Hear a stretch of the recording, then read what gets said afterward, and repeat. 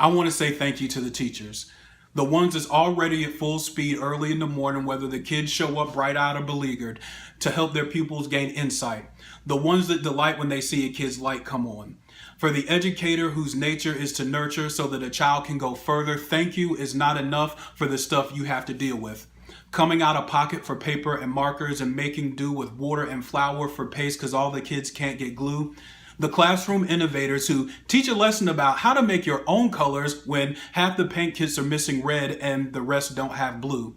The difference between learning to see lack and making it work by making it do could be the difference between having a quitter and having a teacher that's willing to give you the stuff that money can't buy.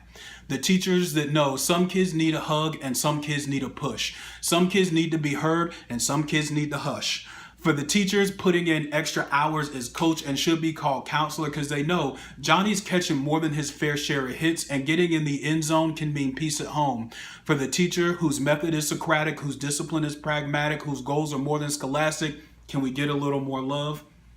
Much respect is due to those who help you learn just what you can do by demanding no less than your best. I pray that all the teachers be blessed for taking in the stress of being parents and friends and disciplinarians and tutors and advocates and college advisors for the kids that don't have anybody else. For the teachers who do hair and keep extra socks and underwear because they know a child can't learn if they can't hold their head up. Let's get some snaps and claps for the classroom heroes who know snacks and naps raise GPAs and play days are just as important as essays. The teachers who know C's are worth celebrating because they make a difference for the kids who feel like failure is their future. For the defenders of the good kids and the quiet kids and the wallflowers, can we get some praise? Because their days don't end when the kids go home.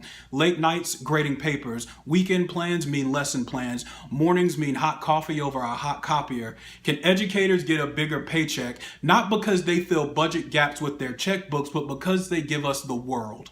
Can we do better by people who gave up vacations for a vocation with a summer vacation that usually means they're getting a second job? Why only appreciate teachers once in a week? Let's make it a month. Let's make it a daily practice to praise the people who give up going to their kids' games so our kids can practice. Next time you see a teacher, say thank you. Next time they ask you to vote on a tax to pay teachers more, support that. When they talk about the cost of education, remind them of the price of ignorance.